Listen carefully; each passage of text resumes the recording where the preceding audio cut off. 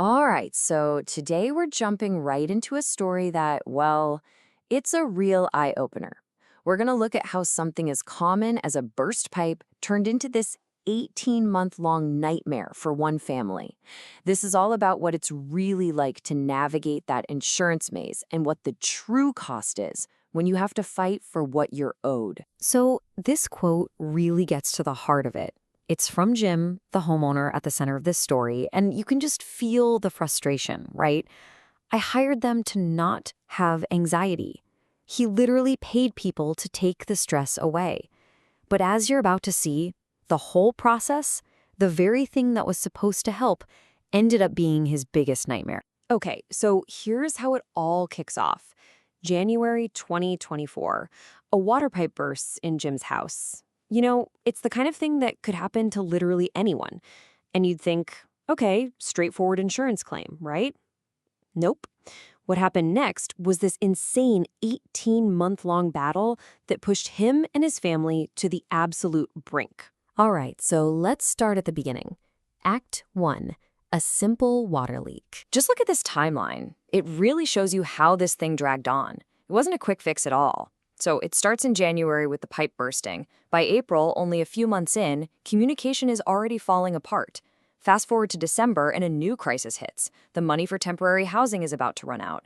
It takes them all the way to the next April, a year and a half later, to get a final settlement. And even then, as you'll see, the fight was far from over. Okay, so Act 2. This is where Jim thinks he's making the smart move. He's overwhelmed, so he decides to hire a pro to handle this mess for him. This section is all about what he was told. Trust the process. Now, you might be wondering, what exactly is a public adjuster? Well, think of them as your personal advocate. You hire them, and their job is to go to bat for you against the insurance company. They handle all the paperwork, all the negotiation, the whole shebang. The goal is to get you a bigger settlement, and for that service, they take a cut, which is typically about 10% of the final payout. And this phrase, just trust the process.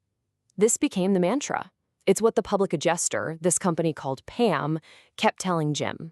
Over and over again, it sounds reassuring, right?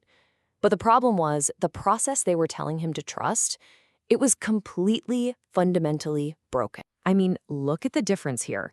The promise was so simple. We'll handle everything, you don't have to worry. That's what they sold him on. But the reality? Well, Jim puts it best himself. He ended up having to be the middleman, constantly chasing his own team just to make sure they were actually doing their job. And this wasn't just a simple mix-up or one dropped ball. It was a clear pattern. Get this. Out of 27 conversations, Jim had to be the one to start 20 of them. An employee from the adjuster's firm even admitted they were too busy, that they had too many clients. And here's the kicker. They totally failed to track the most critical piece of the puzzle, his temporary housing money.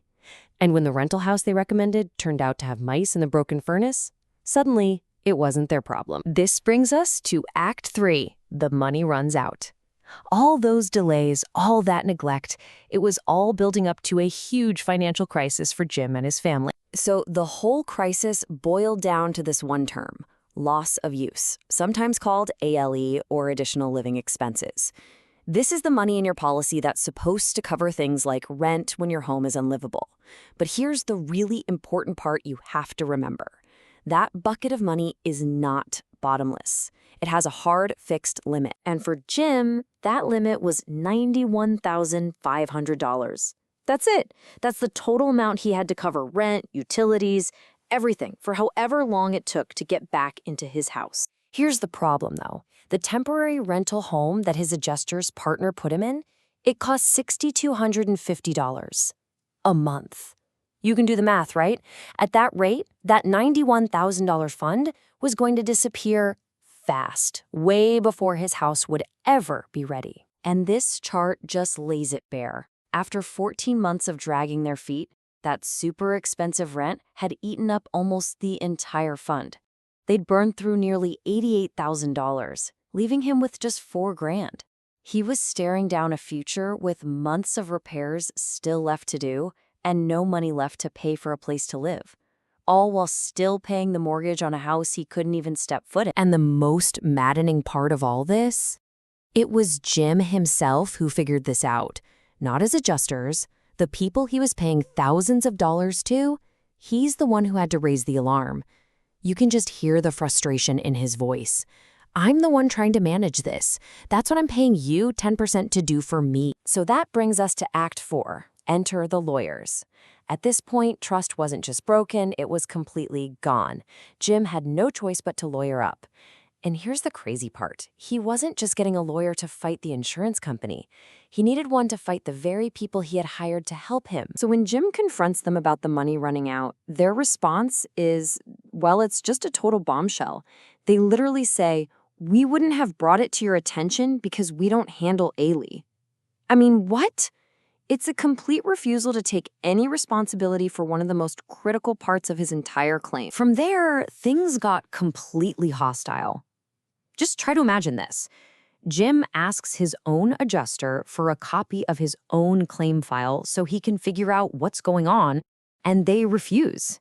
They tell him he'll have to get a lawyer and subpoena it to see his own documents. It's unbelievable. So now we're in a full-blown legal battle. Jim's lawyer gets involved, and the whole dispute gets sent to what's called an umpire for a final decision. You'd think that would be the end of it, but no.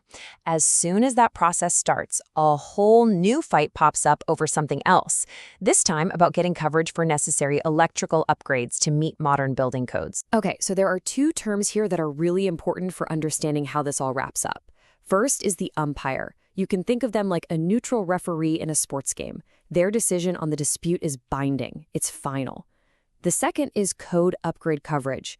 This is extra insurance that pays for the cost of bringing your house up to current building codes during a repair. And in Jim's case, with major work needed, this was absolutely essential and really expensive. And that leads us to our final act. Act 5, the final settlement. After a year and a half of fighting, they finally get a number.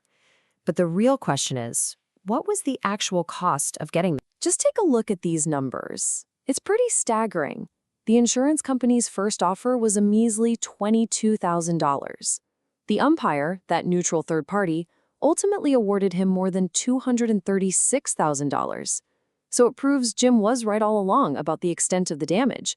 But my God, he had to go through absolute hell to prove. But that big number, that $236,000 award, that's not what Jim actually got to keep. Not even close.